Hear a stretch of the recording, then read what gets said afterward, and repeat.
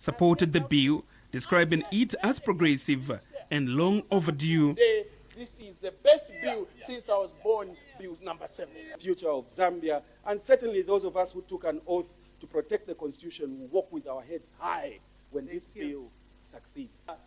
I would like to urge all of us here to support bills that there is representation of marginalized groups in this country. Following extended debate, the House approved Constitution Amendment Bill 7 with 131 votes at second reading and 131 votes at second reading and 135 votes at third reading with no votes against and no absentees officially recorded.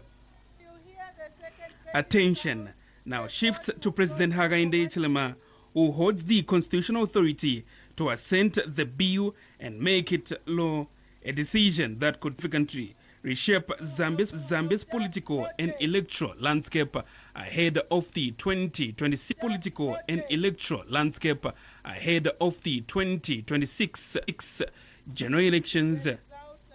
Thomas Aframan Mwale,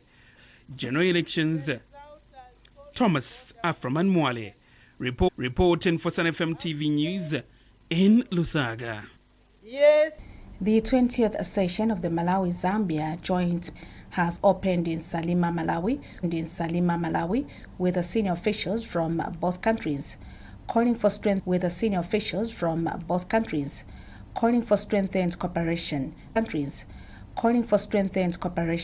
to address emerging security threats in the region. Malawi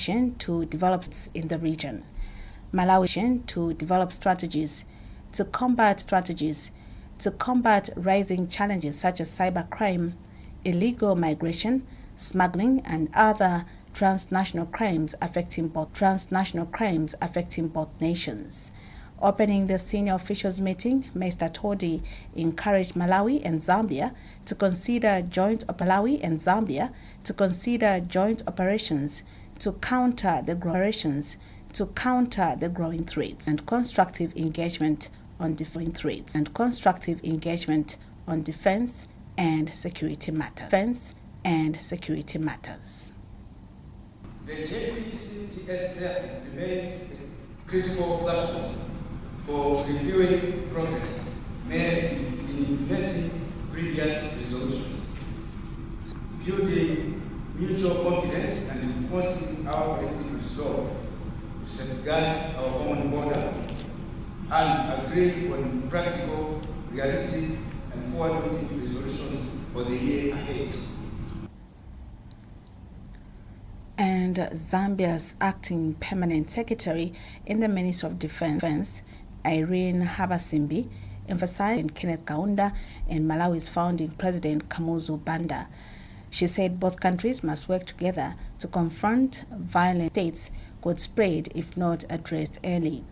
Mrs. Habasimbi also called for increased exchange visits between the two countries. Terrorism and violence, extremism has continued to pose security risks to the southeast in some countries in the region, which have the potential to spread to other nations.